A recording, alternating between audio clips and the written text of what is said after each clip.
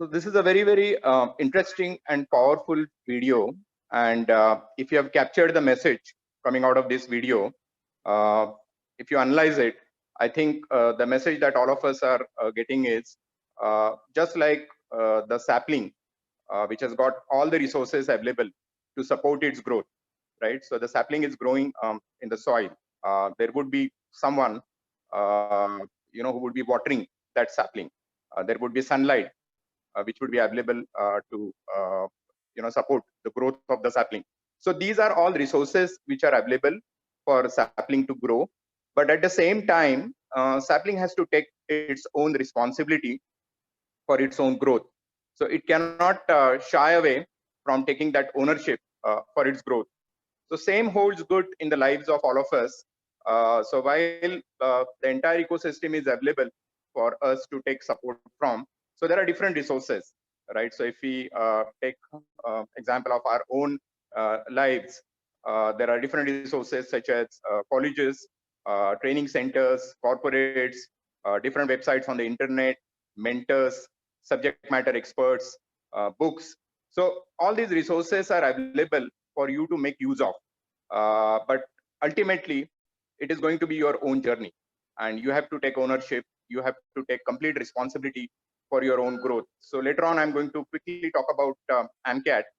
So as you know, they do analysis of your personality as well, and they use Big Five model, Ocean, and there is an important C which is part of that Ocean, and that C is conscientiousness, right? So conscientiousness is about will to achieve, right? So you need to have strong achievement orientation. You need to show that grit, determination. You need to take complete responsibility for your own growth, and there has to be a single-minded pursuit to execute the action plan which is required for you to achieve your goals. So this video actually delivers all those important messages for us.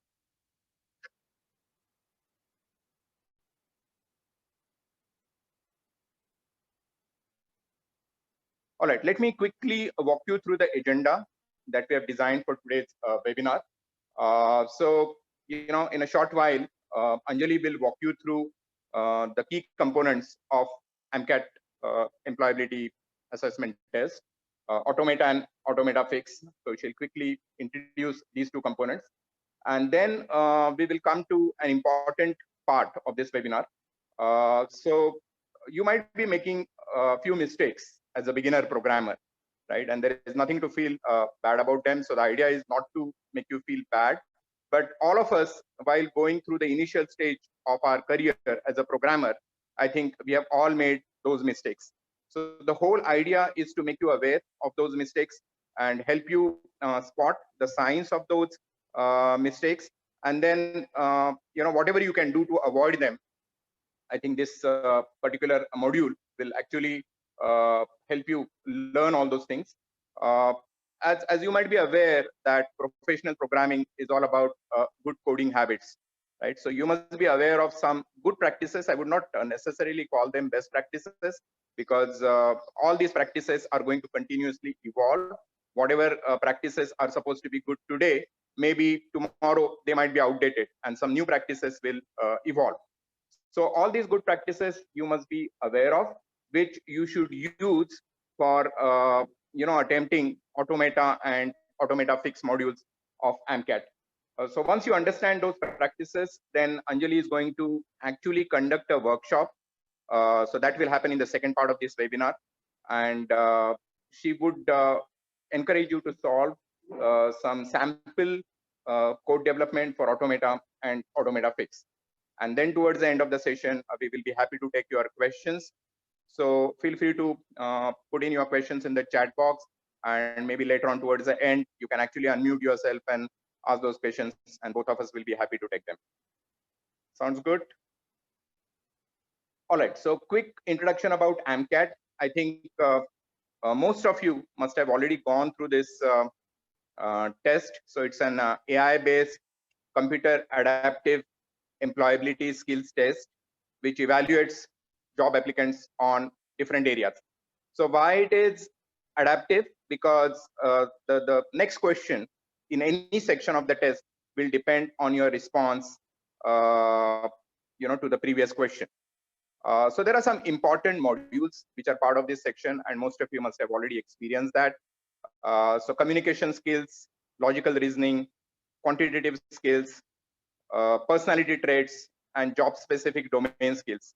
So, let me elaborate on job specific domain skills. So for example, if some of you are targeting job profiles and roles in IT sector, then there is an important area called computer science, right? And as far as I know, this module is divided into different sections like operating system and computer architecture, computer networks, and database management systems. So you must have faced questions from these three areas. So all these modules are actually divided into different sections. So take an example of communication skills, right? So that is mainly about English comprehension, which is divided into different sections such as vocab, grammar, and comprehension. Logical reasoning is divided into three different types of logical abilities: inductive, abductive, and deductive. Similarly, quantitative skills are divided into three parts: basic, intermediate, and advanced, or basic, advanced, and applied, as they call it. Under job-specific domain skills, the more important area is your coding abilities, right? And your coding skills, which is going to be the focus of this particular webinar. And Anjali will talk more about those areas, but they become key ingredients of AMCAT as far as jobs in IT sector are concerned. And of course, they do personality traits also. So some time back, I mentioned about Big Five model called Ocean. So let me quickly tell you what Ocean is all about. So O is openness to experience. C, as I have already explained, is conscientiousness. E is extraversion. A is agreeableness. And N is neuroticity, which is about emotional stability. So they will help you understand your own personality type, right? So they will make an analysis of your personality, and that should provide you a lot of insights into your behavioral aspects. So a lot of companies have started giving a lot more importance to not only technology skills, but also soft skills and behavioral skills. The next point is about industry and job profile role fit, right? So which is again an important area from AMCAT report. And you need to be very clear about the industry that you want to target. So let's take an example of an IT industry, right, which I suppose will be the focus of this webinar. Most of you would be aspiring to get into IT. And so IT is not just about software engineering. So there would be different roles or different job profiles available for you to be part of IT industry. So for example, engineering or development is divided into two parts. So you can be part of IT services companies, or you can be part of IT product companies. So these are the two main profiles if you want to work in software engineering or software development. The second is technical operations. So you could target sectors like ITES or BPO, IT enabled services, or BPO. And there are again two different profiles that you have. So ITS and BPO is one profile, and second one is related to operations, right? So operations for hardware and infrastructure, that is the second profile that you can target. The third area is non-technical skills. So IT would be recruiting, for non-technical roles as well. So the examples which I can quote are a creative content developer or business analyst. So they would be looking at engineering graduate for these roles also. So it is important to identify the skills which are expected for each of these roles, right? And your AMCAT report, if you analyze it thoroughly, I think it gives you fairly good idea about the key skills which are expected to be developed, the modules that you need to concentrate on depending on the profile of your interest. And within each module, it will also highlight very clearly your strengths and weaknesses for different sections. So they will give you comprehensive feedback report, and they will also give you tips to improve your employability And that section is divided into 2 parts. So they will give you some specific references. And apart from that, they will also try and put together some time schedule. So whatever total time you have at your disposal, they will divide that time into different modules depending on your performance, depending on the strengths and weaknesses that that have come out after you have taken the test. The next slide is about the action plan, and it's an interesting quadrant. So as you can see, it's a 2x2 matrix, employability and interest. So the first quadrant is fairly simple. Your score is high on employability, and your interest is also high, right? So that means you have done well in these modules, and you need to prepare for interviews for these profiles. Okay, so your performance is very good. You also have a strong desire to perform these roles, maybe at the start of your career, and then you can start preparing for those interviews. The second quadrant, so the first row and the second column, your employability is high, but your interest is medium low. So, you know, you might not be aware of some of these alternative options that you have an option, I mean, that you have that you can get into, and you can actually reevaluate your interest based on these strengths which have come out. Okay, so you can explore the job profiles more and make a conscious decision whether you want to make a career into these roles. The third quadrant, the first column and the second row, so that is about high interest and medium or low employability. For example, if you are targeting a role of software developer or software engineer, but unfortunately your scores are not reflecting, then you need to clearly identify where you are lacking, right? And one of the sections in the AMCAT report will help you understand the key skills required for that particular job profile. For example, if you're targeting a role of a product developer, software product developer, or software engineer in a product company, then you need to be very, very strong in programming, right? Coding, which is going to be the focus of this webinar. So you need to strengthen your skills, maybe with the help of the resources available or by going through some training interventions, and you can actually bring yourself up to that level where when your employability will improve for these roles. And the last one we don't need to worry about. So that is low priority at this stage. You do not have interest, and your employability score is also medium or low. So with that context setting and with that introduction, you know, I would be happy to invite Anjali to take you through Automate and Automata Fix slides. Thank you.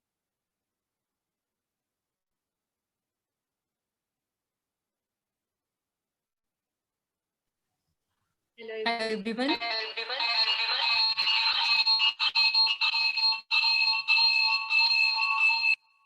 Just one second.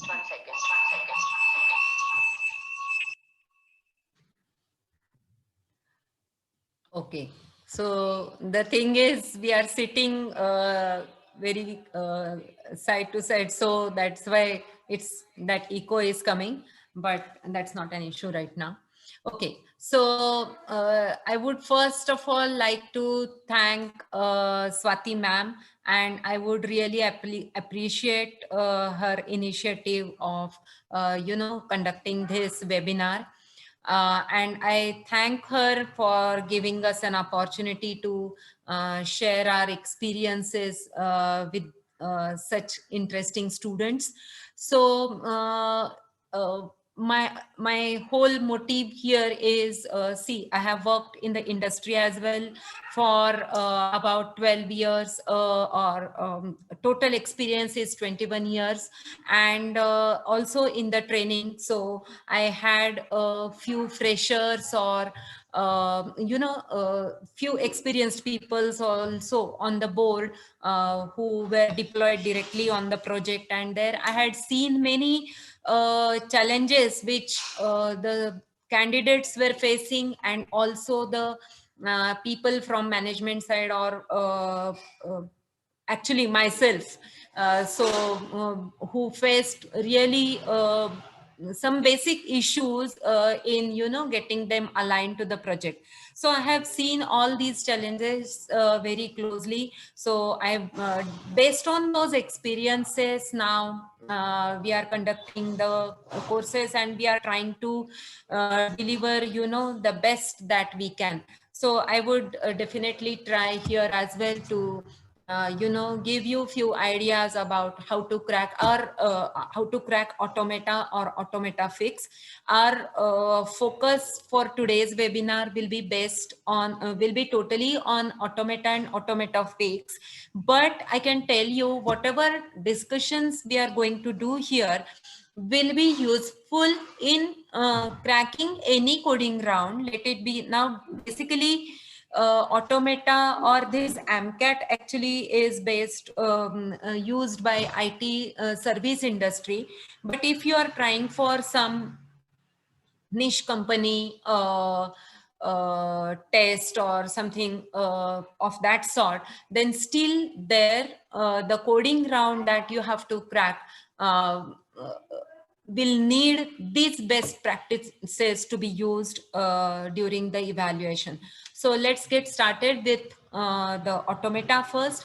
So automata, as I think all of you must have appeared for this AMCAT test, which has automata as the compulsory test, and then they have different products like Automata Pro, Automata SQL, Automata for data scientists, Automata Fix. So basically the students of your age or the final year students, basically they generally prefer automata and automata fix. So that is the product that we have shortlisted for today's webinar. So what is the why this AMCAT test is so important? Because basically if imagine if AMCAT was not there, then the people from the industry, they have to come to the campus, they will have to test so many students, so many evaluations they have to do, and then from there they will pick up the candidates. And so all these efforts are now solved, and AMCAT conducts this test, MCQ test and coding round test and all, and it gives exhaustive report of that candidate, which is beneficial for the organizations to shortlist the candidates. And for candidates, it becomes very easy for demonstrating their skills on some common platform. And AMCAT is not picking up the candidates, the organizations are worldwide, so you will get the opportunity worldwide. So this automata test basically evaluates the programming skills of the candidates. For that, as per point number 4, programming, point number 3, you have to program it in the editor given by the evaluation environment itself. You have to write the program, compile it, run the test cases in the assessment environment itself. Okay, so you don't have to download, or you don't have to be ready with any software. It is very simple. You can take this test on campus of college, or maybe during some events which they will organize. Then what basically you need to know for this automata? So you need to be proficient in writing the algorithms. You should know different data structures, the recursion mechanism, memory allocation. Now, basically, this automata will cover your basic programming elements like if-else statement, then loops, different loops, different basic data structures like arrays, or your knowledge in structures and all. So basically, first it will see the programming knowledge, the basic programming knowledge of the candidate. And then eventually, as Makran has already said, it is an adaptive test. So then it will grow further. Okay, and then the programming problems are with smartly designed corner and generic test cases. So the test cases are very tricky. That point we will cover in detail later, but in short, you have to write a code in such a way that all these boundary test cases and generic test cases should be satisfied. And as you already know, you have the freedom to choose the programming language like Java, C, C++, okay, anything. Then on what basis this evaluation is done? The first slide was for what testing it's done, what evaluation, what it looks for, what all skills this test looks for. But how that evaluation is done is based on these parameters. This is very important for you. So as I have already said, it will check if the code runs for basic, advanced and boundary test cases. Okay, then only the execution of the code, compilation of the code, or getting the output is not sufficient. The quality of the code is very, very important when you want to work in the organization. Okay, this point also we are going to cover in detail. Then it tests the time complexity and space complexity of the code, that is efficiency of the code.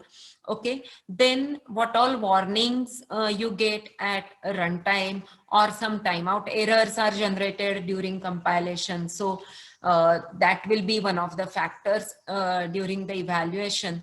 And how much time do you take to submit your final code? So what is your efficiency? Means, see, the third point checks the efficiency of your code, and the last point in this list checks the efficiency of the programmer. So how fast you can deliver the problem statement which you are given.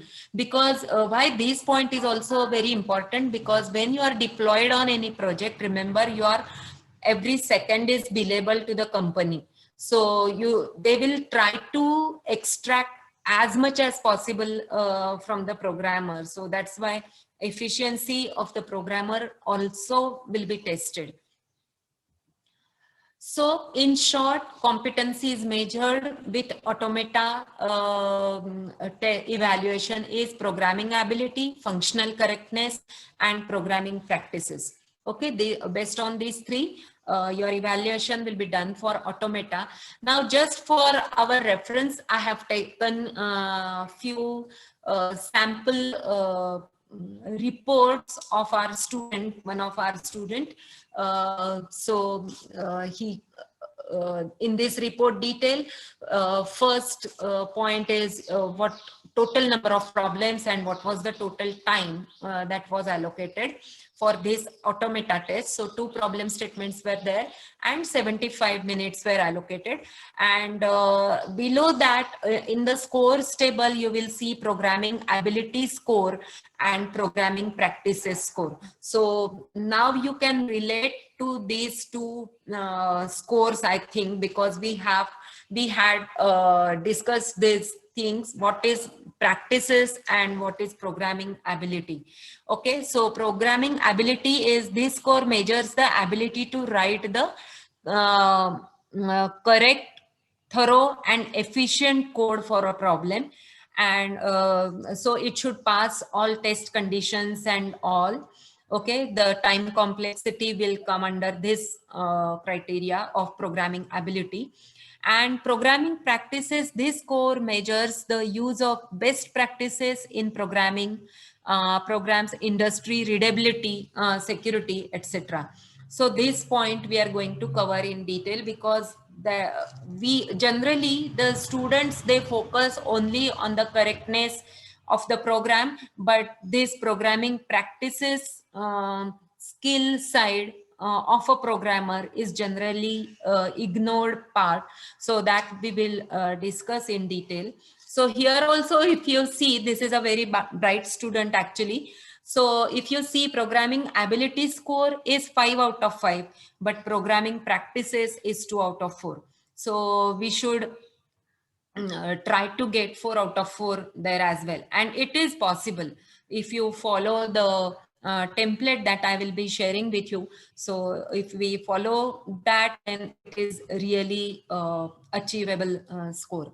Okay, so this was the problem 1 that was given. So programming abilities 5 out of 5 for this problem 1, and practices is 2 out of 4. So language used was C++. So this is an exhaustive course scorecard that is given. Okay, so as I had mentioned, time complexity is also detected here. So basic, advanced, age. So all these test cases are checked, which we discussed earlier. Okay? There will be some general test cases and some corner test cases. So this age is from those corner test cases. And then execution statistics also will be given here. Okay, how much time was taken to submit this test, number of compile, see to what level it is giving us the detailed report, how many times you compiled it, then how many times it was a successful compilation, then timeout error, was there any timeout error, or so all the statistics of whatever you did during that assessment will be captured and will appear in the report. Okay, so this was first problem. Now here on purpose I have taken another problem also, 4 out of 5. So the test cases, if you see, passed were 9 out of 14. So so that's why this person scored 4 out of 5 in programming ability skills, and again 2 out of 4 in programming practices score. So rest all parameters we have already seen. This is just a sample report. Just you might have seen this report for yourself, but why I have displayed it here again, if there are some new people, it will be beneficial for them. And the people whoever have already given this test, they will understand the importance of all the points which we will be discussing later in the presentation. Okay, so this is the sample report for automata. Now this is another part, automata fix. Okay, so here basically your debugging skills are checked. See, whenever you are deployed on any project, it's not that from day one you will be given development work. Now that project might have gone live. Means what I mean to say here is client is already using that project. Okay, so while using, he might come up with some bugs or some unwanted execution, or which is not actually desired. So there are again 2 points, 2 sides to it, which was agreed, which was not agreed. Let us not go into those details. Okay, but for our discussion, we'll stick to the point that some issues are raised. Okay, actually handling of these issues will be done by maintenance team, not by developers team. So we never know where our fitment will be mapped, okay, with this test. So that's why this debugging skill is important. Debugging skill is important for the developer as well as for the person who will be working in the maintenance team. Because for maintenance people, they don't have to have the ability, to learn new things very fast, or to do research or in new areas, or to, have some technical architect skills, something like that. So those skills are not needed for a person working in the maintenance team. But since that project has gone live, client is already using that project, and if some crucial error occurs, then at that point in time, it is our responsibility to give the quick solution to the client. Otherwise, maybe that issue might be the showstopper. We never know, isn't it? So in that case, debugging skills play a vital role. You should be able to pinpoint the area which is causing the problem, which is because of which that issue is coming up, and we need to give the quick solution for that. So automata fix is capturing the debugging skills of the students. Here again you are given the choice for the programming languages Java, C, C++. Then in Automata, you are supposed to write the whole code. Only the problem statement will be given, and you have to, you are having the complete freedom for logic development, and you can write the code the way you want. Okay, but in Automata Fix, you are given 90% of the code, and you have to just write few lines of code, and which won't change the flow of the execution actually. So that care you have to take. Then code should be correct syntactically and logically, of course, and code should pass all the test conditions. That is also the requirement, as in Automata we have already discussed. So I think you must have understood the importance of Automata and Automata Fix. So obviously competencies measured in Automata Fix are how you handle logical errors, syntactical errors, and the code reuse. So these are the three parameters on which your competencies will be measured in Automata Fix. Okay. So I think why I'm explaining all these things to you, because then accordingly your approach to a problem statement will change, right? So in Automata, you will focus mainly on your logic and your programming skills using best practices and all. And in Automata Fix, you will focus more on your debugging skills, because now you know the difference between the two tests and the importance of the two tests from the organization point of view. Okay, so again for this also I have taken one, 2-3 slides will be there for the sample report for at Automata Fix. Okay, so this is the Automata Fix feedback. You will see the score for syntactical error, logical error, and code reuse. So syntactical error, this person has scored 0 out of 100. For logical, 75 out of 100. For code reuse, he has scored 50 out of 100. Okay, so, and also it gives you the suggestion the candidate is expected to make use of existing functions to implement complete and incomplete functionality. Then candidate is expected to fix logical inconsistencies in the provided code. So what these mean, that guidance is also given in the report. Okay, so these were some problem statements. This was from logical error type. And in this code, since this null was not assigned to this next attribute of the structure, that's why during the traversal, if you see here, we check for the null, current dot next not equal to null. But if this null was not assigned to the newly created node, then this loop will never come out, and it will go into the endless execution. And so that's why this was the logical error. So this is one example. Okay, then this is again correct code reuse type of question. Okay, so here find minimum element. So this function is given, you don't have to write. Remember, in Automata Fix, you are not expected to write the main function that is already there. Okay, so whatever, be careful, whatever is asked to write to you, only you have to write that part of the code.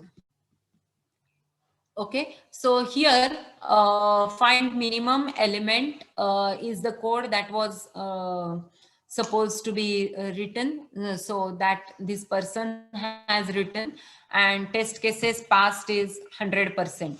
Okay, so this answer is correct, and he used Java as the programming language for this. Okay, and so the next is, this was wrong.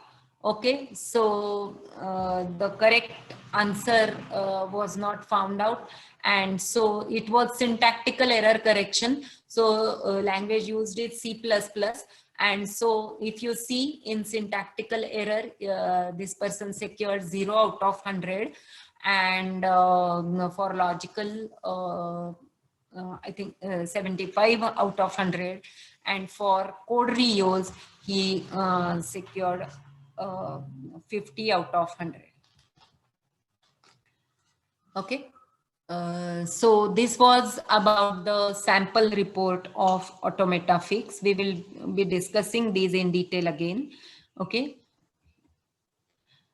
So now we have understood the purpose of these tests, what these tests are meant for, what is the motive behind every test, Automata and Automata Fix.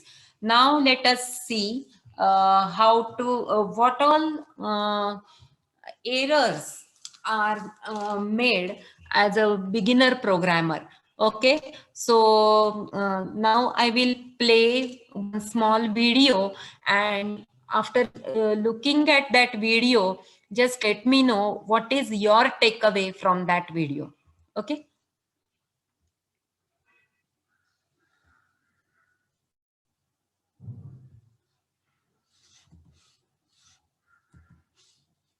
Just one second.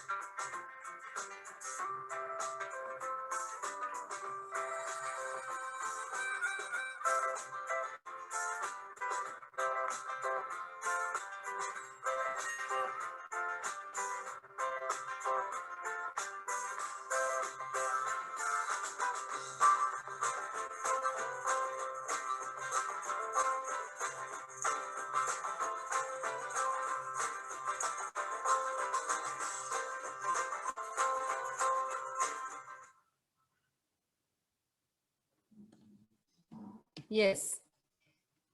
So what is your understanding from this video? Maybe you can unmute yourself and tell me.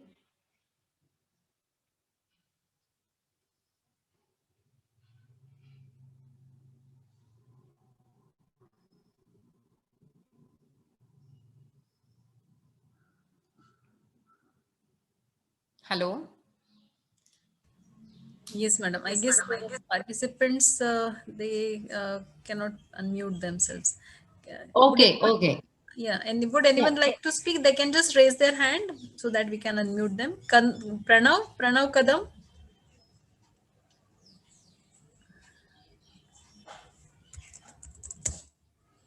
Yeah. Yes, Pranav.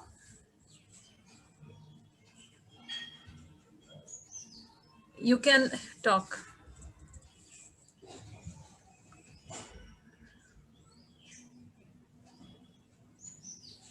Hello. Okay, Sunil wants to talk in, it seems.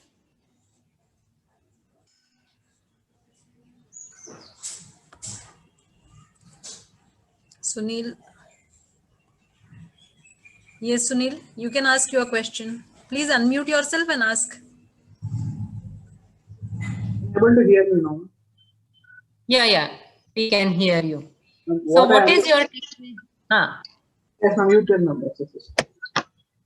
sorry? You're saying something, ma'am. No, sorry. I could not hear you properly. Ma'am, you're telling something, ma'am. I can start like something you want to say. So Sunil, we would like to know what you understood from this video.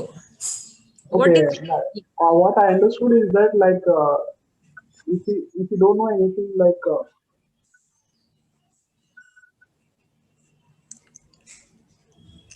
Okay. Yeah. Somebody else wants to say something? Cyril? Yeah. Hello, ma'am. Can you hear me? Yeah. Yes. So, ma'am, what we understood from this video is that to achieve any problem, to achieve any goal in any kind of process, we need to know about the process and we need to know the hurdles that would come in the process, Okay. so that we can properly achieve our goal, and the things we decided to achieve, that can be happened. Okay. Okay. Chetan, uh, just you can answer the question and then we'll discuss it again. Chetan Upadhyay.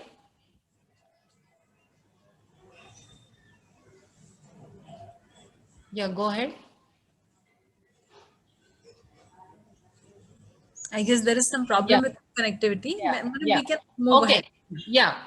So the thing is, see, the problem is in the first part, if you would have gone through that line carefully, if you don't know where you want to go, then you will end up some else place, right? You will reach to some different place. And in the video also, in the first half part, if you observe carefully, that was a all mess that was created, but in the second part everything was falling in line. What was the main reason for that? Planning. Okay, so if I'm constructing a building, I constructed the balcony, but I constructed after constructing the balcony I came to know, no, there was no door only at this point at this place. So what is the use of that balcony? So that was the clear cut example of lack of planning, right? So the first mistake, the very first mistake that the beginners they do is writing code without planning. What I have seen with I would say 99% of the students which I have trained so far, okay, they initially, whenever you give them the problem statement, before they complete reading of the problem statement also, they will start writing the code. I don't understand what they are going to write now, isn't it? First, you need to go through the problem statement very carefully. You need to identify the important points in that. You need to underline them. You need to extract the entities which are there in that problem statement, which are playing the important role. Like sometimes problem statement will be given in the form of story also. Okay, you are not interested in story at that point in time, isn't it? You are interested in crux of that problem statement. So what you have to do is you can convert that problem into some technical language, some mathematical problem statement, and then you can approach it. And then first thing is you have to plan out. Okay, generally I tell student to use 70-20-10 as the planning criteria, like like the development of the problem statement criteria, out of which 70% of time will be for planning 20% will be for coding and 10% will be for testing. But this may vary from person to person. You can go ahead with 60, 30 and 10 also as the time distribution. But remember always that most of your time should go into the planning, because see, there is no way for rework, there is no time for rework in such competitive exams, right? So in the first place only you should go right, and that can happen only if you plan your code. Okay, so you have to write a different you have to use different techniques like writing flowchart or writing pseudocode and everything, and then you have to run through different test cases on that, and then once you are satisfied with that, then only you can start coding. Okay, so planning is very, very important. Otherwise, see, in that construction again, that balcony construction, that example if we take, then it's impossible to, you know, destroy the building and again reconstruct the building and constructing the balcony.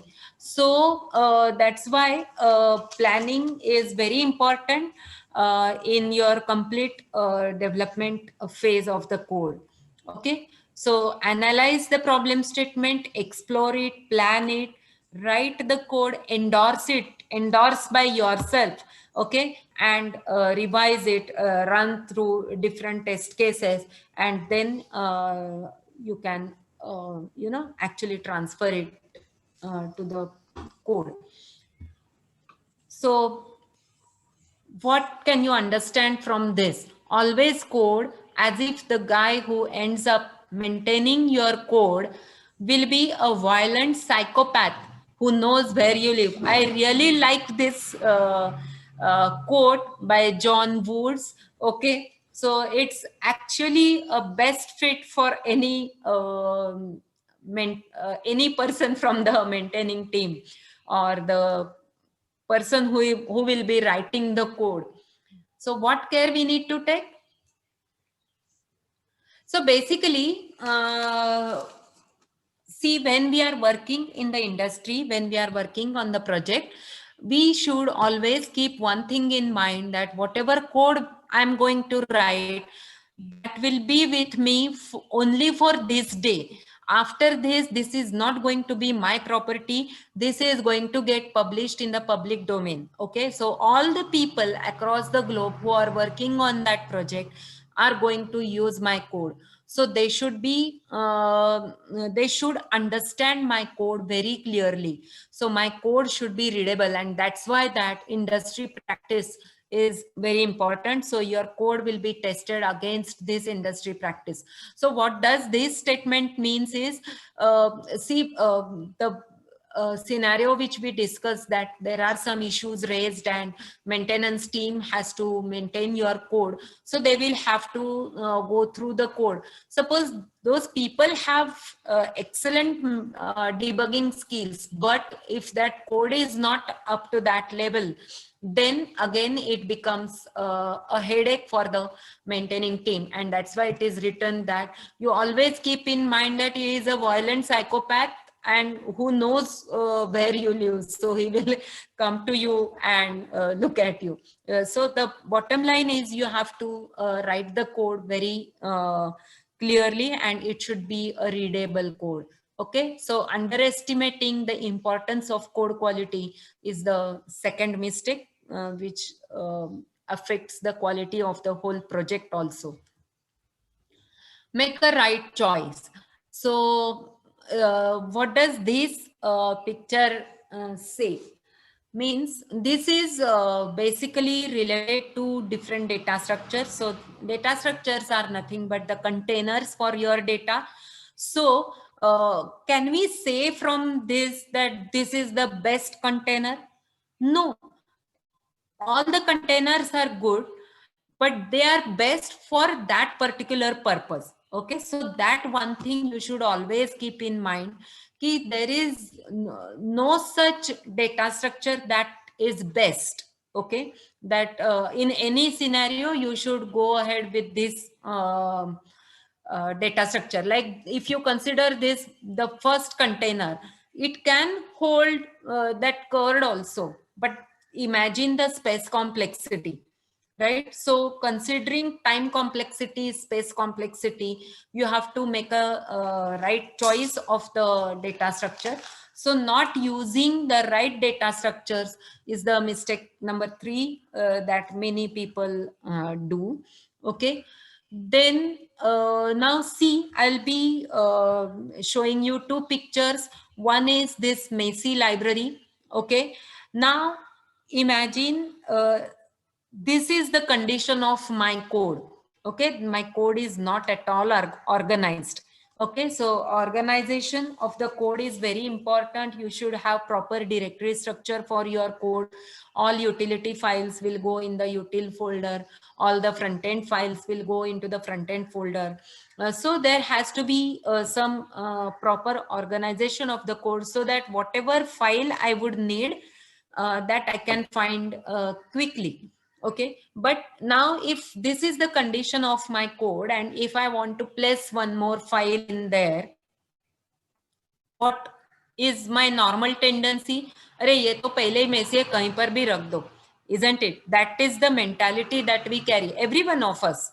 So what we will do is we'll make it more messy, right? So, but instead of that, if we have organized it properly, then if I want to put some file in the folder, I will actually find the folder. I won't dare to place it anywhere.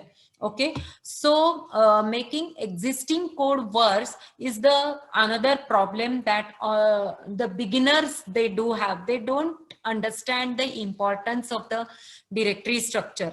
So that's why this quality or is very important to keep your code organized.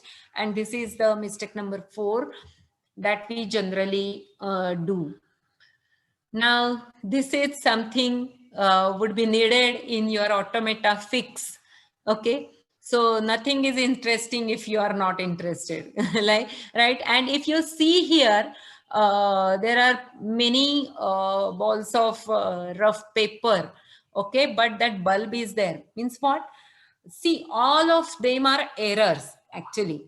Okay. And we generally tend to ignore the errors, right? But actually speaking, errors are putting a light on your bad execution of the code.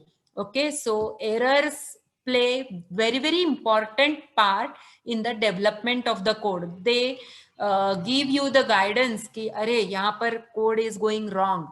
Okay, because you know what, when it is a client demo, for the first time of your project, and if something goes wrong, it's really very embarrassing.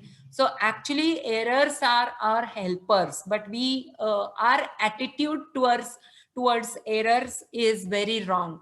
Okay, so having the wrong attitude about errors is not correct. So that is the mistake 5. We generally get disturbed when we see the error, but actually we should be happy. Arey, acha hua, I could see this error at this point in time, rather than realizing it after submission of the code. Okay. Then are you too busy to improve? Okay. So no thanks, we are too busy. Okay. So can you get something out of it? These are very actually self-explanatory picture. Both of them are self-explanatory. So this is again one picture that I have put here. This is a complete table, and this person is looking for bugs. So actually this is taking us to the test plan. Okay, so that's what is tested in your evaluation for this AMCAT. Like now here, whatever front end is developed, so we will test it across all the browsers with the category A, B, C, D, E, F, and then we have developed one table for support, traffic, conversion, and all those. So different parameters. This is just one example. Okay. So what happens is this test plan should be very handy for all the developers, so that sometimes I will tell you, now this person has found these 3 bugs. I will make some code changes related to these 3 bugs. But while making changes, I might create a bug which was working already. So the best practice is whenever I make changes to the code, the existing code, I should again go by this test plan. I should test for all the conditions and make sure that whatever changes I have made is not affecting my currently running code also, because there is always interrelationship between the codes. Don't forget that. So that test plan should be very handy. Otherwise, in the tests, many a times people say, students come to me and say, "Arey ma'am, mera ye first condition was working fine, but then I made changes for this particular test case, and then that went wrong, that failed." So it happens many a times. So you have to be extremely careful with this. And this test plan actually is your helper here. So not writing test plans is the next mistake. Okay. And see, this is very important, because whatever development we are doing is for some end user, isn't it? So we should take care of the customer, right? So what experience that person should get. Now many a times what happens is the students, now suppose for example, I have written one small code which accepts the data from the user for a student.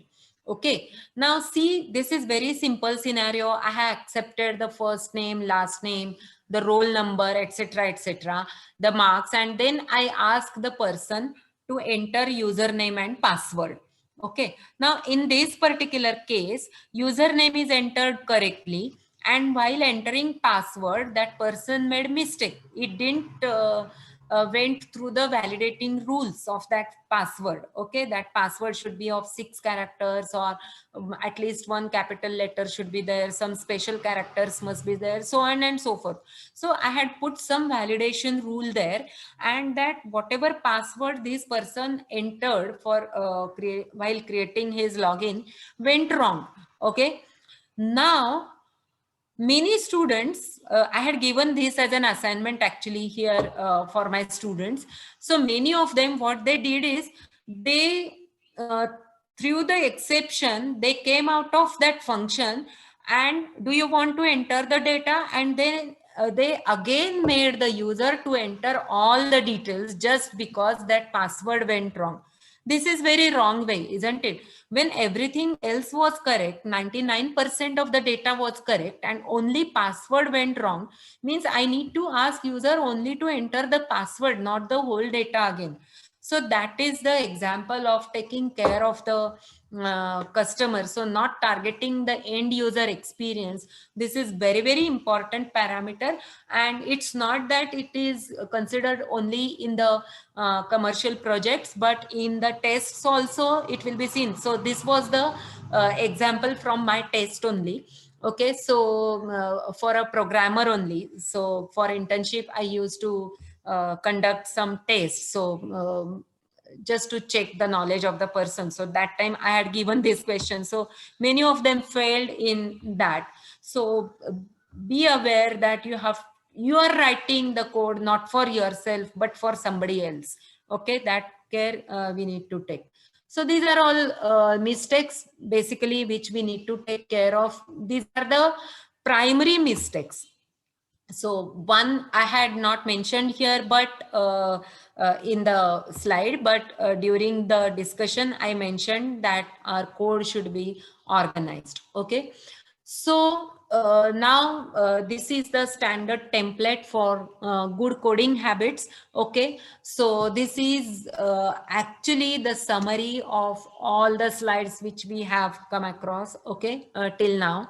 So first is understand the problem and prepare a list of the important points to be considered, extract out the entities from the problem statement, make it shorten actually. Okay, then decide the flow of the solution, what solution you want, because by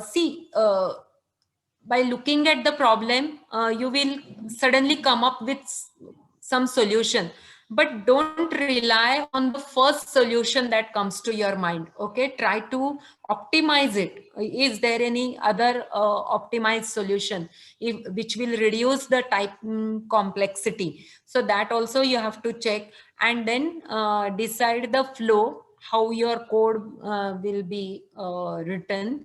Then big flowchart or pseudocode, whichever you are comfortable with, anything will do, but you have to do this paperwork. Okay, and whatever paperwork you have done, you have to dry run the logic. Okay, and you have to prepare that one point I should have mentioned here. You have to prepare the test plan, right? So that test plan will be run first on your flowchart. Okay, when you are sure all the test cases are taken care of in this logic, then only start writing the code. Okay, and now see, your brain in the first part, brain was totally focusing on the logic. It had no responsibility of converting that logic into the syntax, right? So that activity will be done at the best level. Now once that logic is ready, you can what remains is just convert it to any language. The logic will remain the same. Language can be anything. It can be Java, C++, Python, whichever you are comfortable with. So now actually I always say you can switch on the music and you just have to transfer that logic to a syntax, right? So it will be a single that code will be written in the single flow, and then there will be no patchwork done in the code, because patchworking always reduces the strength of your code. Somewhere it will fail. We can't imagine also. And then test it once for all the test cases and submit it. So this is the proven path of cracking any coding round for your placements. Not only AMCAT or I mean Automata and Automata Fix, but any coding round you can crack with this template. Okay. So now, considering this, now what I have planned is I will display one problem statement. Okay.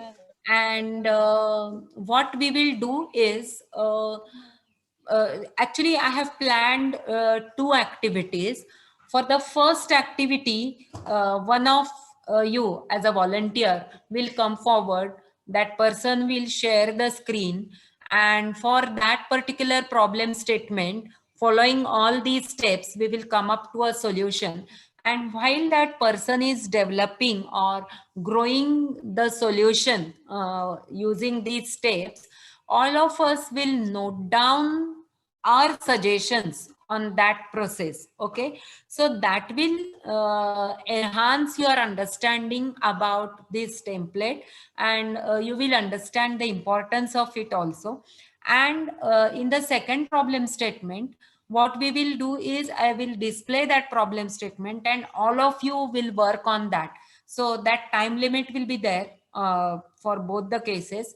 And then let us see in the second problem statement, I think all of you will be able to, complete it within the stipulated time. So are we all ready? So who will come forward for the first assignment?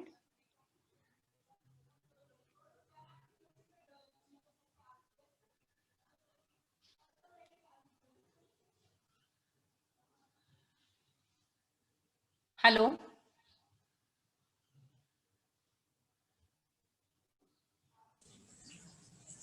Madam, have we assigned someone to do that? Yeah, you can assign. No, no. Do you have identified anyone who will do that? It won't work that way, madam. Should I call out some name? No, no. If you have already told, then only it will happen. It won't work this way. No, because this is the sudden this thing only. I just wanted to.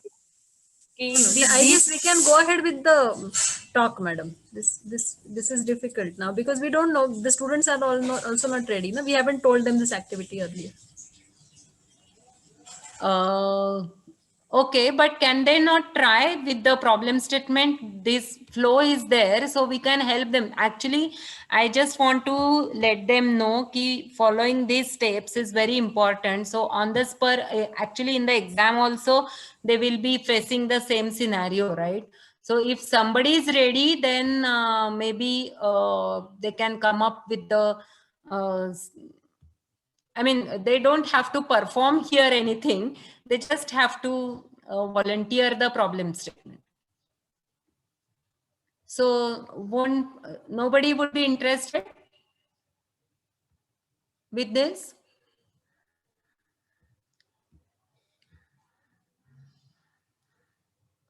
Okay.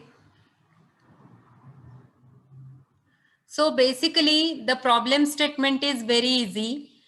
Print all the prime numbers which are below the given number separated by comma. So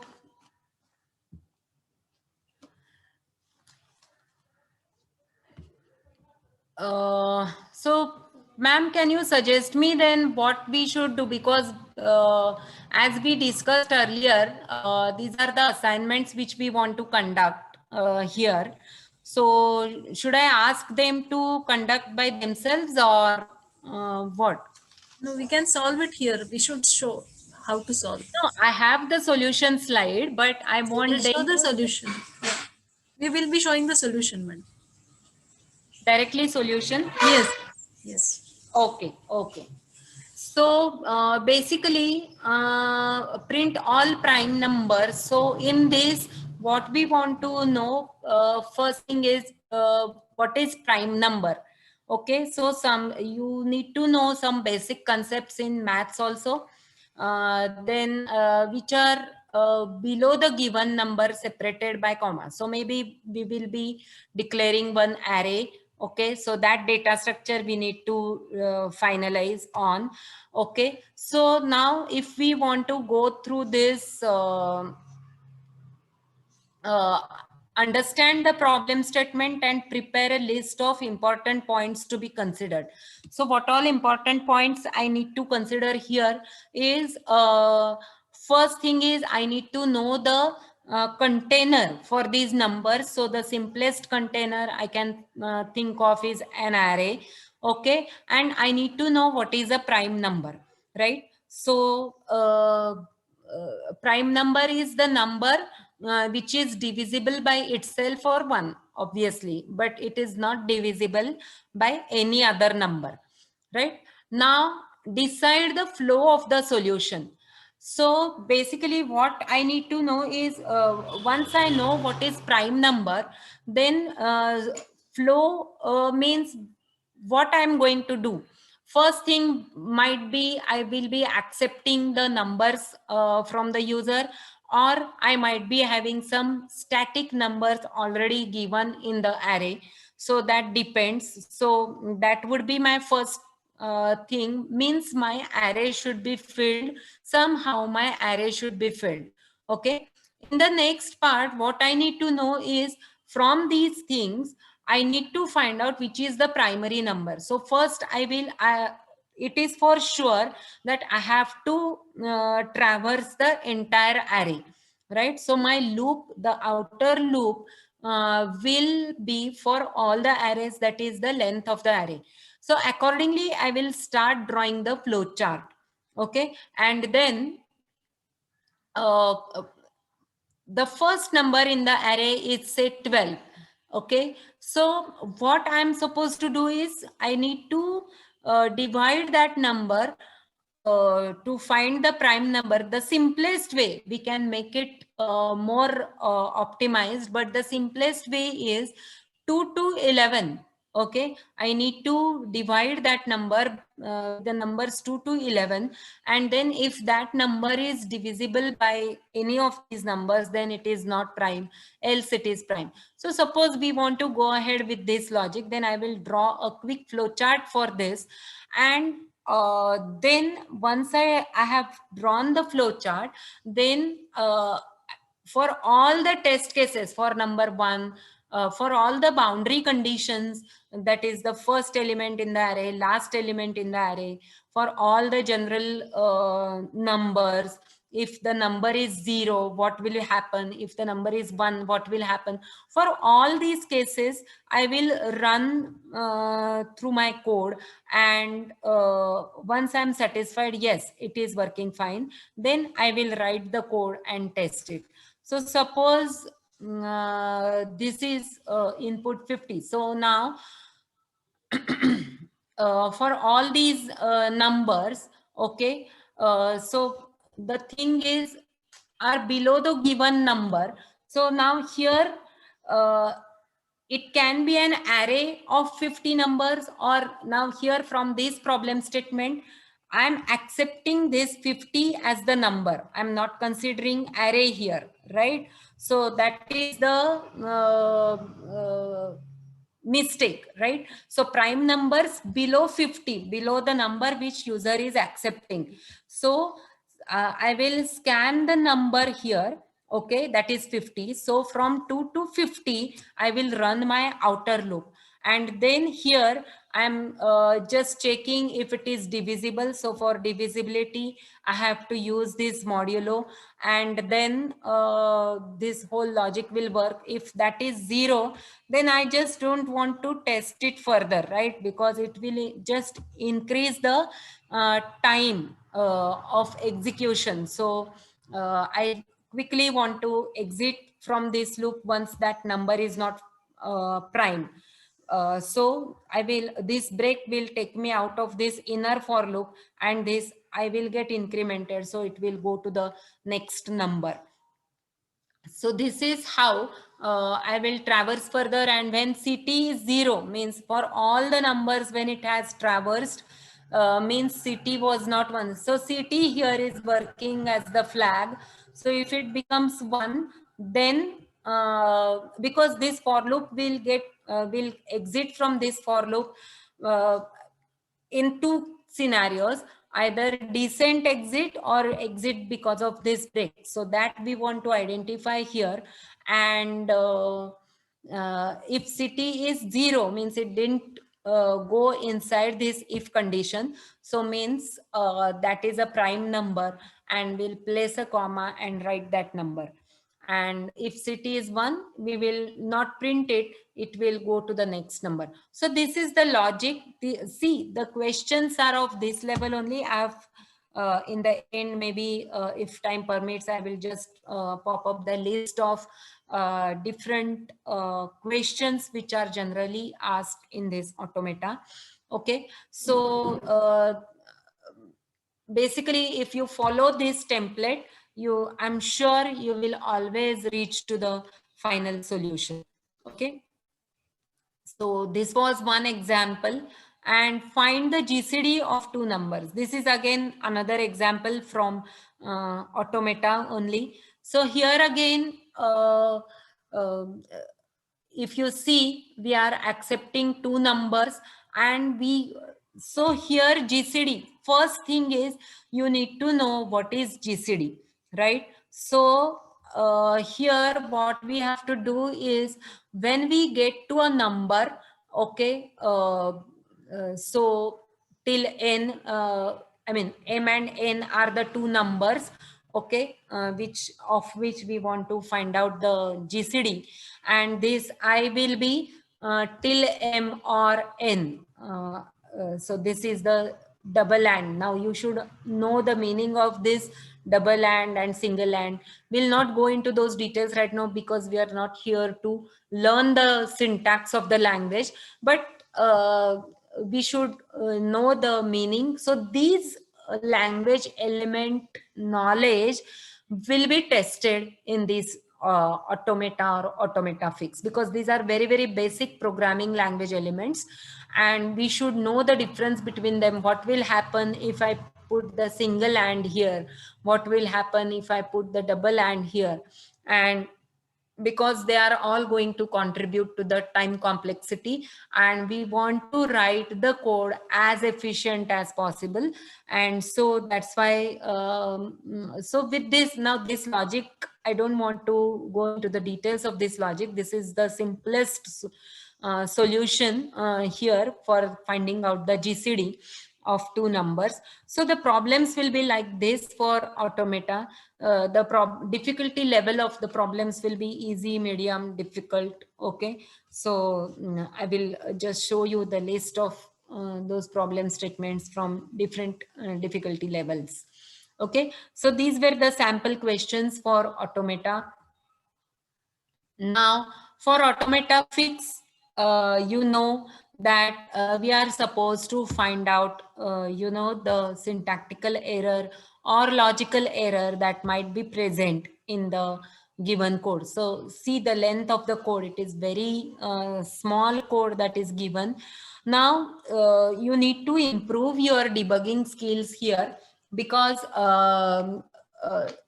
in the first go, maybe you might not understand the problem. Now, if you just read this program, you will say, yes, it is fine. It should work properly. But when your reading should be very careful. In Marathi, we say it should be the kavळ्याची नजर, means crow's sight, we say. The very small things also we should be able to pick out from the code. So for that, to develop this skill, we need to read many different codes. Okay, code reading is a skill, remember. So you should not only practice writing your own code, but you should practice reading the codes written by others and trying to make out the meaning of that code and then cross-check it. So that will help you a lot in this automata fix. Okay, so here the problem is with this unsigned. Okay, so since this is unsigned, this will never come out. Okay, this will be an endless loop, and so that is the problem here. So it is an infinite loop, it is a logical error. So from 65535, again it will be it will become 0, and in the code it is greater than equal to 0. So always it will fulfill the condition and it will never come out of the loop. So that is the logical error. And here see, there is nothing hi-fi logic is written. Only your knowledge on data types is tested. So you have to be, and data types is again the ignored area by the programmer. The programmer, the learner, beginners, they always think that, अरे हाँ क्या int, float, char, these are different data types. वो तो मुझे पता है. C में char is treated as an int or int is as char. They can interchangeably used and all. So that is okay. That is sufficient. But no, you should know to the go the detail level of every topic, even if it is a database, a data type, it is an operator, it is a conditional statement. See, many a times I have seen people using if loop. If is not a loop, remember. If is a conditional statement. Loops are only three: while loop, for loop, and do while loop. Okay, if switch, they are conditional statements, they are not loop. Loop means it will get executed iteratively, and conditional statement means all the statements inside it will be executed only once. Okay, so never ever say if is a loop. Okay, so then next is this, again check whether the program prints the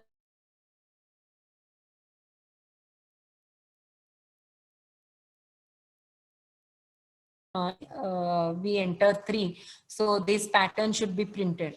So whether it will print this pattern or not. So that we want to test here. Okay. So now again, the logical error is inner loop has to be written like this. So j I minus 1 less than n plus 1 and j plus plus. So there will be some small errors. Now here it is still n. Okay. So it should be I minus 1 to n plus 1. It cannot be I to 1 to n. So if you just walk through this code, you will understand that these initializers are not correct.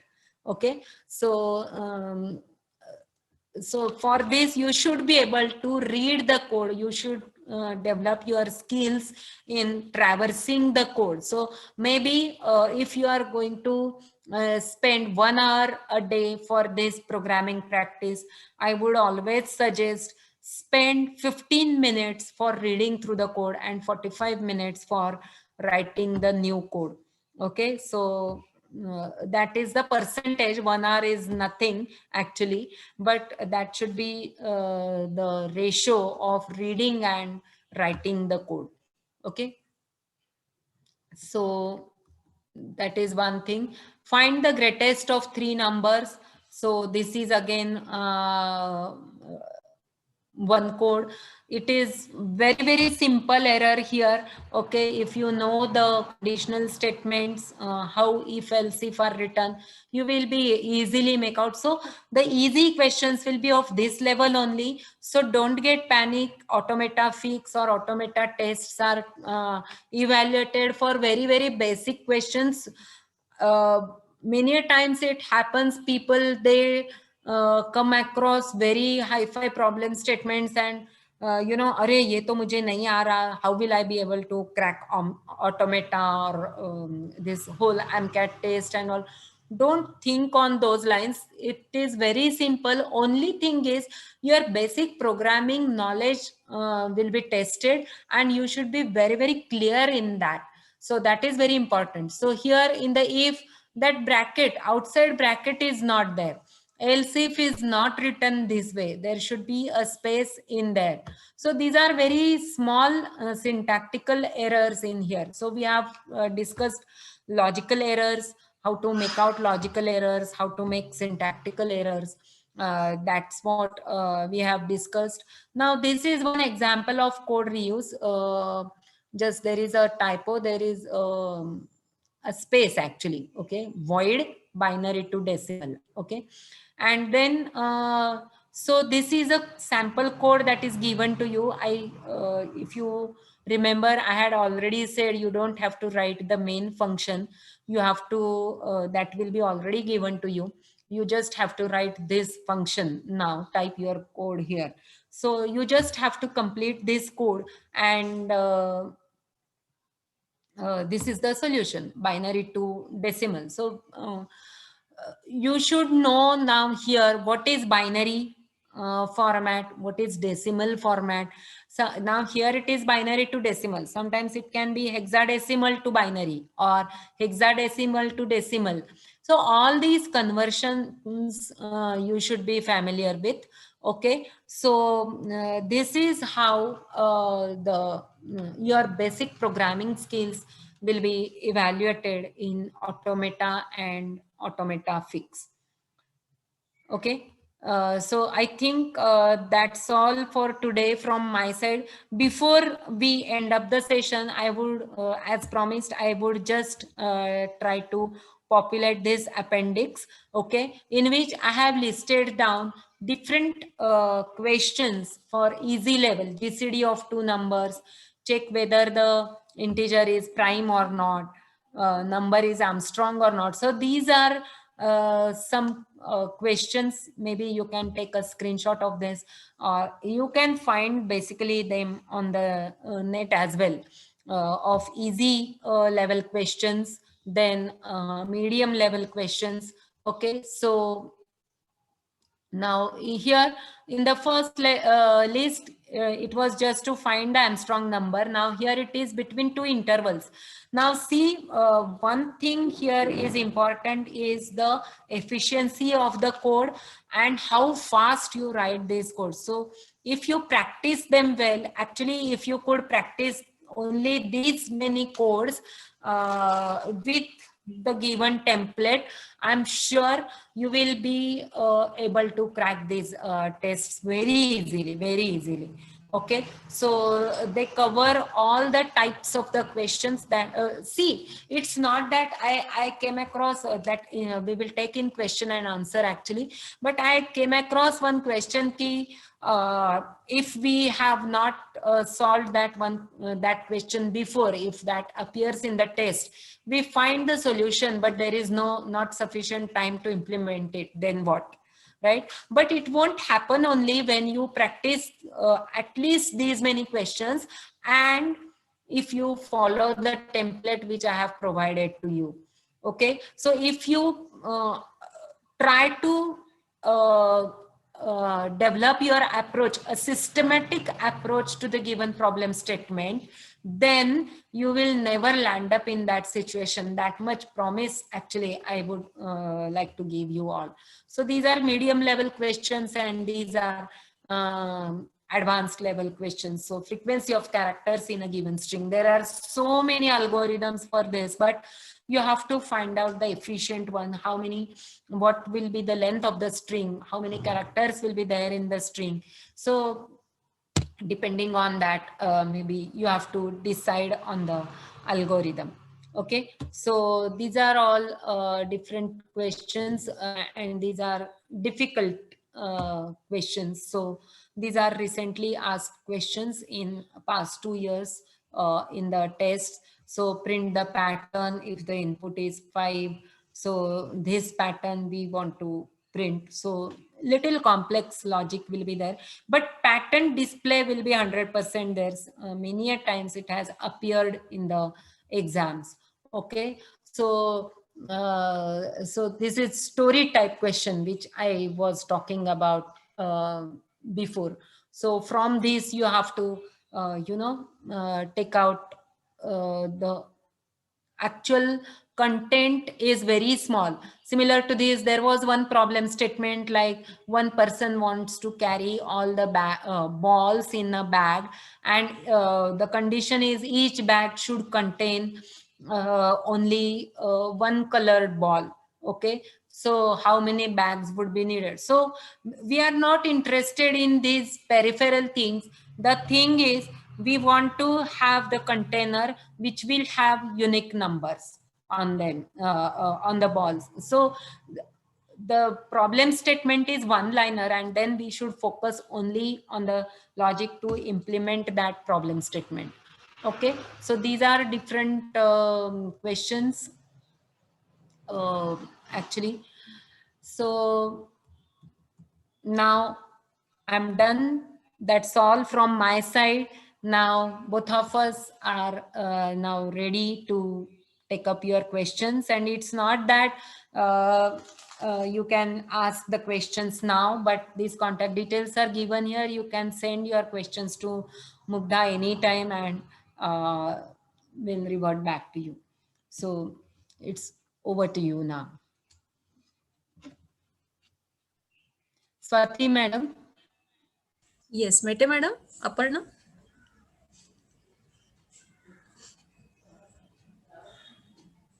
Ma'am? Aparna.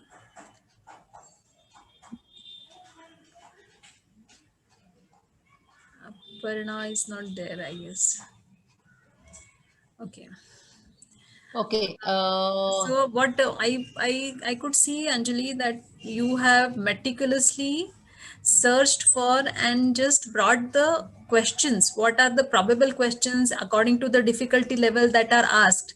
And what I understand from this presentation is that depending upon the company, means if it is a product industry like EQ Technologies, then it will be rather advanced difficulty level questions will be more.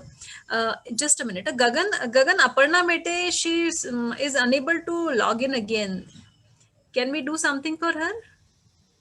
Ma'am, may I know the reason? Like, is it I any don't of? know. She got disconnected and she says that she is not able to join.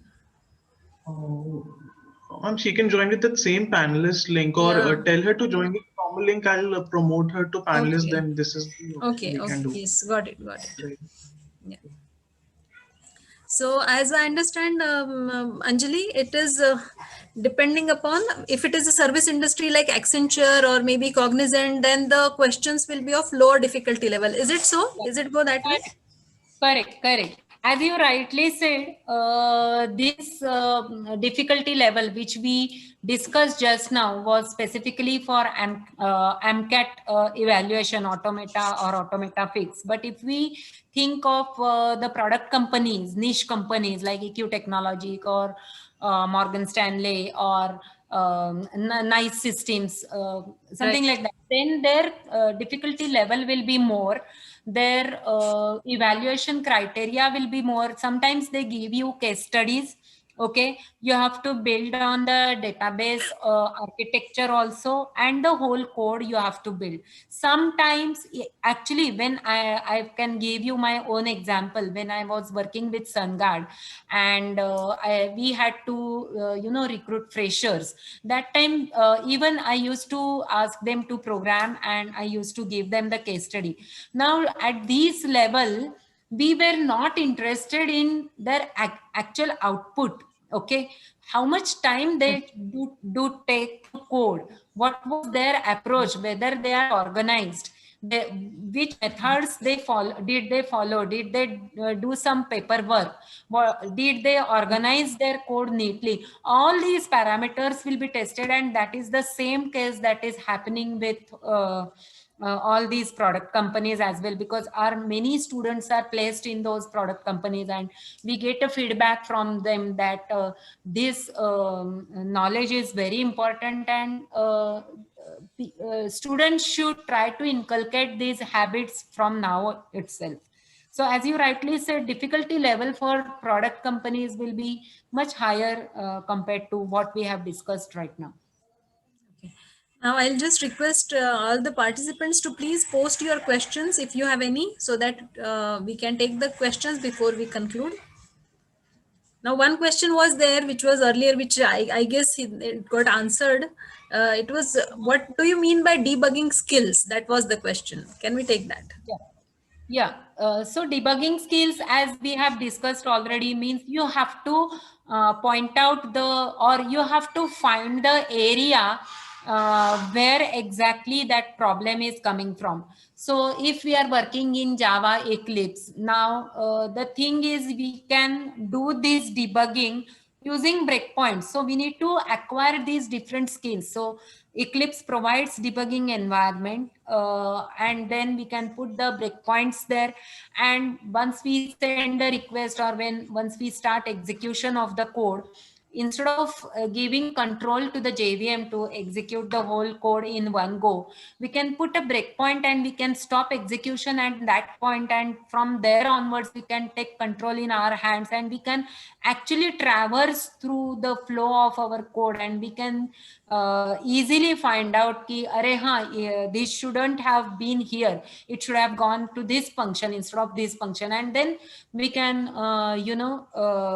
change the code and get rid of that particular issue. So these are different debugging skills which we need to acquire. For this, reading the code, that skill is very important. Knowing, I said actually that research attitude is not important for a debugger, but sometimes if debugger demonstrates that capability, it is very good for from the organization's point of view, because that code get resolved very quickly, that issue gets resolved very quickly. So you should be developing your code reading skills and problem solving skills very easily. So we have Mete Madam with us. Mete Madam? Yes, ma'am. Ma'am, there is a one question is while explaining the code, you had used one terminology, descent break. Can you please explain that term, descent break? Descent break. Okay. So see, I will just go to that code again.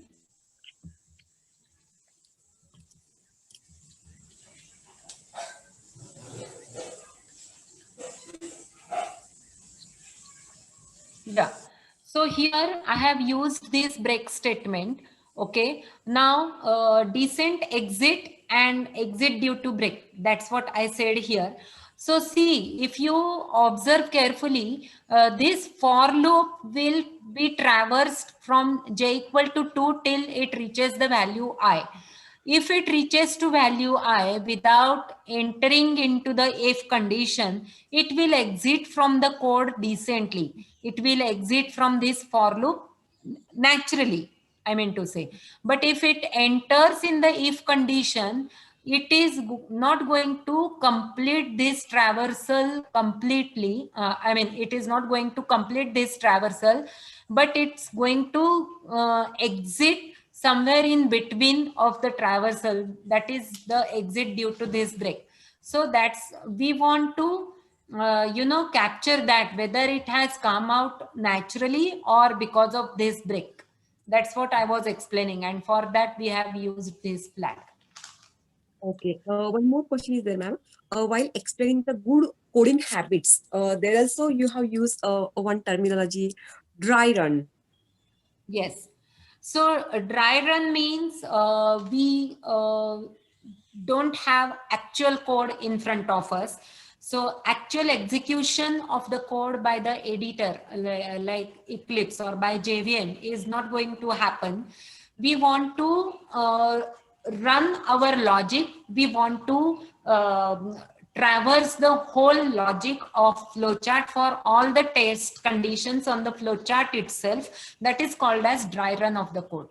So the traversal of all for all the test conditions on the flowchart, that is called as dry run. And when we write the code and JVM is, if we are writing it in Java, JVM will execute it. If it is C, C++, their compilers will execute the code. So that is actual execution of the code, actual running of the code. Okay. Thank you, ma'am. One more question is there. How important is dynamic programming? Dynamic programming from MCAT point of view, I would say, is not very important. It actually is based on recursion. To go to start using dynamic programming or to get expertise in dynamic programming, first you need to know the recursion very well. And then once you are familiar with those programs, you have to actually make your hands dirty in that. And then you have to go use memoization and tabulation concepts in dynamic programming. So then if you want to appear for some coding rounds of niche companies, maybe that play an important role, but not for this exam. Okay. Just one question, ma'am. Which program? Okay. Just one question is there. Okay. What would be the approach while mastering Java OOPS? Is OOPS and the file handling important for the MCAT preparation? File handling as a specific topic, we can't comment on that because we can't. File handling is not very difficult in Java also. But what I would suggest is to get familiarity in Java. First thing is we should in the first initial 2-3 days, we can just try executing the programs which we have already done in C or C++ only, but the difference will be we'll be doing them only in the Java environment. Once we are done with that, we should start reading the API of Java. Okay, so that Java API is very, very important, because even if you join any course in the world, it's not going to cover all the classes, all the functions given in that API. What I always tell to the students that I'm going to teach you the method of exploring the API. Once you are able to explore the API, you should be able to find out your requirement. You should understand your requirement and where you will get the solution for this requirement in this API. That capability you should develop okay, to search for that particular solution in the API. So if you want to get mastery in Java, there are, I would suggest two things are there. You should understand the basic language fundamentals of Java, no doubt, multi-threading, inheritance, these OOPS concepts basically. Then generics that is introduced in Java 5, which actually revamped the whole collection framework. So you should be knowing collection framework and generics very well in Java. File handling is not very difficult. Even if you write 1 or 2 programs, that is sufficient for this AMCAT. I haven't seen yet the questions on file handling, but we can't guarantee. That we all know that there cannot be any guarantee. This year maybe they will put the question on file handling, so we should not keep any loophole in our preparation. That I am of that opinion. Okay, and it is not very difficult also. I'm not saying you should do JavaFX, okay, or lambda expressions. I would suggest you should do, because if any problem statement, if you use lambda expressions, then it will create a good impression. Your evaluation score will be high. Okay, so once you are done with these language fundamentals, you should dedicate, I would suggest at least 30 to 45 minutes a day to explore the API. The more you go through the API, more you will come across different functions and different functionalities which are provided by Java. Okay, and that after doing this, I would suggest, not suggest, actually it is mandatory for every programmer to work in Java environment, to do an internship in Java. Okay, without that, your theoretical knowledge is not going to help you a lot. So for cracking this AMCAT, Automata or Automata Fix, your programming knowledge and exploration of this API is definitely going to be useful a lot. But when you want to actually work in the industry, if you want to actually, because this is not going to be sufficient, isn't it? This is the necessary condition, but in the company placement process, you again might have to appear for the coding round as well. Okay, there you need to, if you have worked already on the Java project, then it will give you a tremendous boost, okay, and confidence while coding. Thank you, ma'am. There's one more question from the Sunil. How to improve the approach towards the given problem statement? Even I know the basics and I don't know where to start. So basically, this is a common problem. So what I suggest, that is from childhood, our parents actually tell us, even if you don't understand anything, try to write something on the paper. Okay, when you start writing, you will start getting more clarity about that problem statement. Because now in this problem statement, the important words are prime numbers and given number. Okay, now if you remember, during explanation I explained it using an array, right? I was waiting for somebody to point out, ma'am, it is not an array, it is below the given number. Okay, so this is the important point here.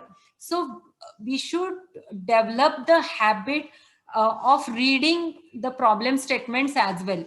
Okay, so answer generally is there in the problem statement only, but more the practice is the only solution for that, I would say. So more problem statements you go through, you will understand the requirement from you of that problem statement. Okay, ma'am, means what are my observations? Maybe I'm wrong. Generally, what are the questions are there for this automata? They are based on the strings or some pattern generation. Just Right. what are the examples you took right now? Finding LCM, HCF, like that. So don't we have the questions on the structures, or someone has asked earlier also the file handling. So they are not focusing on these concepts. I don't think so. Even my observation is same as yours.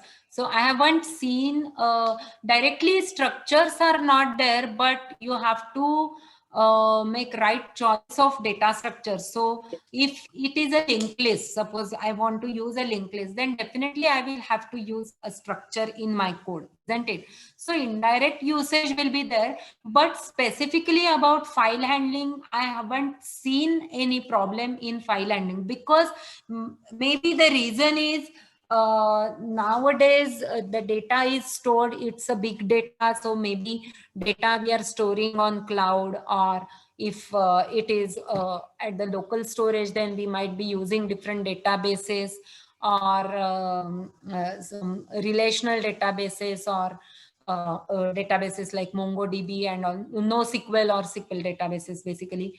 And for that, JDBC is very important. So sometimes they might ask you on JDBC, but I haven't seen many problem statements. Even in company's evaluation process, I haven't seen the file handling problem statements, but we can't say. Sometimes, you know, you are expected to store some data in the file format on the hard disk, because that will be faster, isn't it? So sometimes that requirement might be there also, but it is not very, that's what I want to say. It's not very difficult also to handle files in any programming language. The concept is same throughout all the languages, only the syntax is different. So if we just see it once, the syntax in Java, it is file input stream and all. So if we just write 1 or 2 codes, I think it should be sufficient. So Okay. yeah. Can you, ma'am, elaborate on the corner test cases? What is meant by corner test cases? Corner test cases means suppose there is some scenario like what I should say.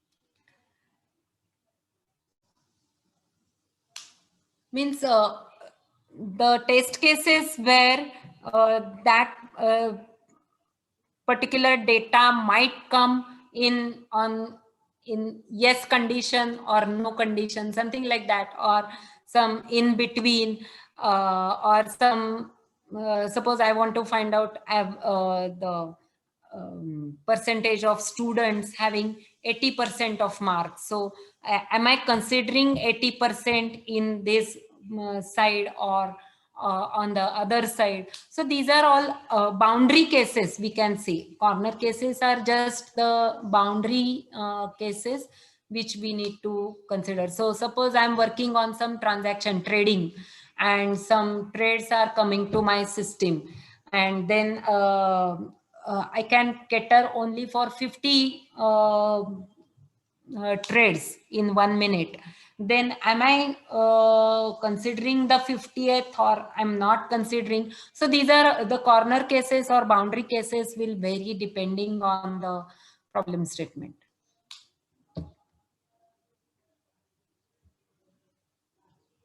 Thank you. One more thing, the question is very common now whenever we are saying automata or questions based on the automata or automata fix. So we have the options C, C++ or Java. So which language will you prefer, ma'am? What is your suggestion?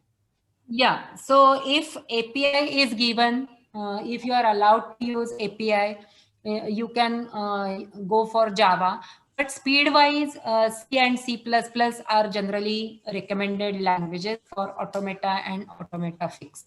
But if you have work, sometimes see what happens, people work more in Java. Now, I have many students who are excellent in Java because they are doing internships with me.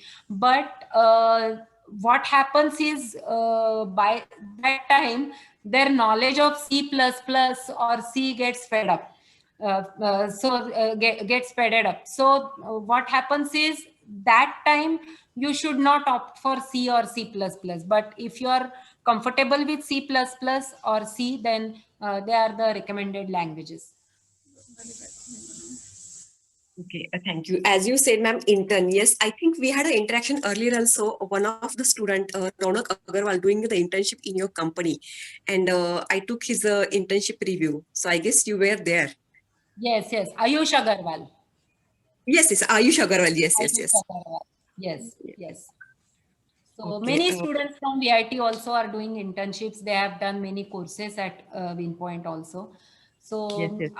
so my focus there same. That's why it becomes very easy for them also to crack Automata or any coding round from EQ Technology. Many our students are placed in these product companies, because focus of conducting the course is basically it is application oriented. Theory will be taught in the classrooms, but I always force or make it mandatory to the students, even if they learn C, they should work on the project. Unless they work on the project, that knowledge will not help them a lot. Okay. Ma'am, we'll take one last question. The student is asking, I'm a 2019 pass out of VIT. What should be my approach to get a job after 1.5 years of gap? Okay, I think Makran is the right person to take this question. So I hand over this to Makran.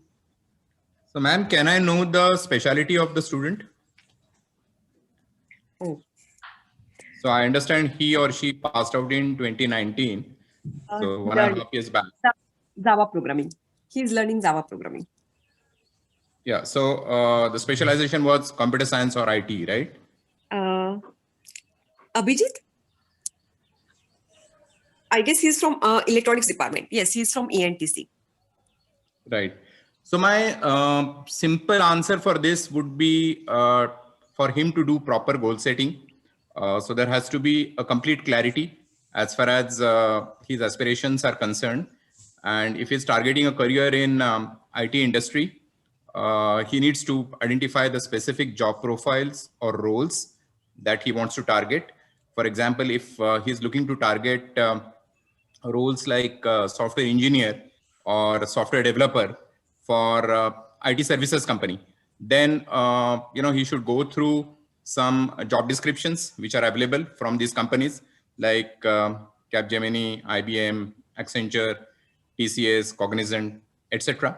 And these are the main companies who are in the list of clients for aspiring minds, right? So they have outsourced their written evaluation to aspiring minds through MCAT. But if he is looking to make a career, looking to start a career with a product company like EQ Technology or NVIDIA, right? Obviously, I mean, there would be some constraints now that he is, he passed out 1.5 years back.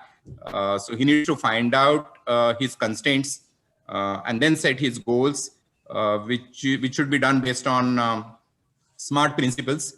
So SMART goal setting is all about specific, measurable, achievable, relevant, and time bound. And there has to be complete clarity. And once the goals are set, the achievable goals are set, which can be achieved within the given time frame, then there has to be a proper action plan. So a lot of research is actually required to be done. It's not possible to give the complete solution in such short period of time. But a lot of research is required, networking is required. He needs to understand the profiles of different companies. He needs to go through the job descriptions. He needs to take into account his own strengths and weaknesses, and also identify the sources for getting the opportunities. Right, so he might be getting some support from the college placement, but he needs to explore other platforms from where he can get to know about these opportunities. So one of them could be MCAT, for an example. Another could be companies like Winpoint. The third could be crowdsourcing. Fourth could be social media platforms like LinkedIn. And developing right contacts would help him a lot. Hope I have answered the question. Sir, if we see right now, many students are applying for the full stack web developer position. So how much this MCAT will be useful to them? Full stack web developer